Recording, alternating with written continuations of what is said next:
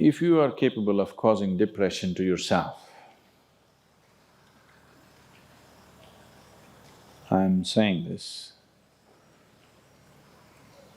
not without any concern for your illness or not due to lack of compassion, because that is the nature of what's happening to you. If you're causing depression to yourself, you are able to generate substantial amount of intense emotions and thoughts, but in the wrong direction. If you don't have very strong emotions, very intense thoughts about something, you cannot get depressed. It is just that you are generating thoughts and emotion which work against you, not for you. So you are strong enough to cause depression to yourself because for you to cause a mental illness for yourself, unless you're pathologically ill, which is just a small number of people, rest are all self-created. Most of them are self-created. A few are pathologically ill, they cannot help it. It just comes from within because of genetic and other factors. Almost everybody here, if we train them towards a certain kind of thought process and emotion and push them a little bit with the outside situations, almost everybody will go lose their mental balance. They will become clinically ill. They can be driven to madness, I'm saying, because the line between sanity and insanity is very thin. People keep pushing it. You get angry, you're pushing the line. It's a thin line. In fact, when you get angry, you know you're pushing the line. That's why the expression, I was mad at somebody.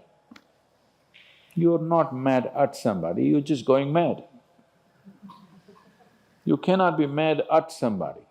You're just pushing your sanity, the boundaries of sanity, and moving into insanity for a certain period of time and coming back. You do one thing every day, you try this, 10 minutes a day.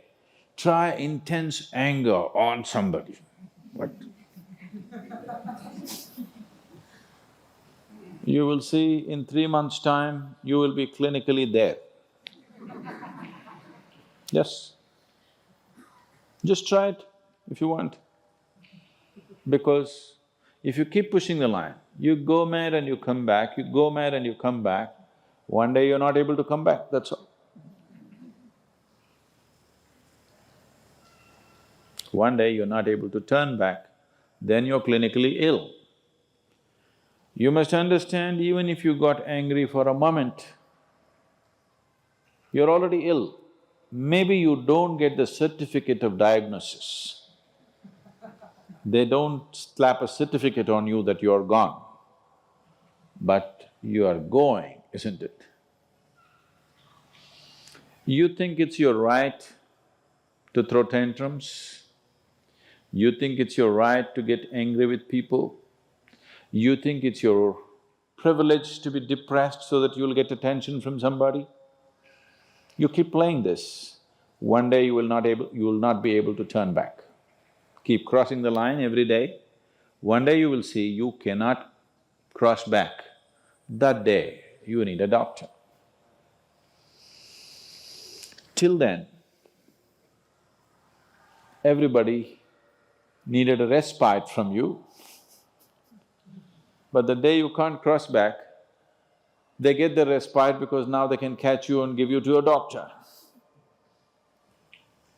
Otherwise, you're temporarily going mad every day, many times a day. They cannot even send you to an asylum, they have to bear with you, your family, your friends, your people around you. If you get at least truly clinically ill, we can hand you over. There's one temple in Tamil Nadu, where they chain you and keep you. Where there is no hospital, no psychological for ailments, there's no hospital, there is a temple that somebody created which is supposed to push people back into sanity.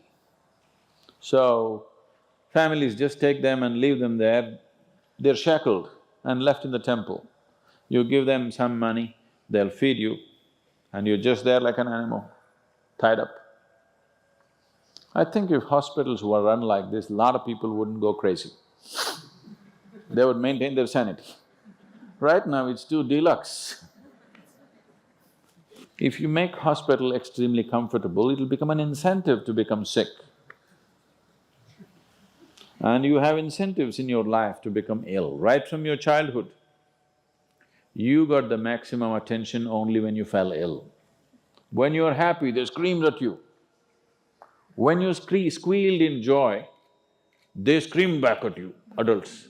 You… then boo-boo, boo-boo, boo-boo, boo-boo.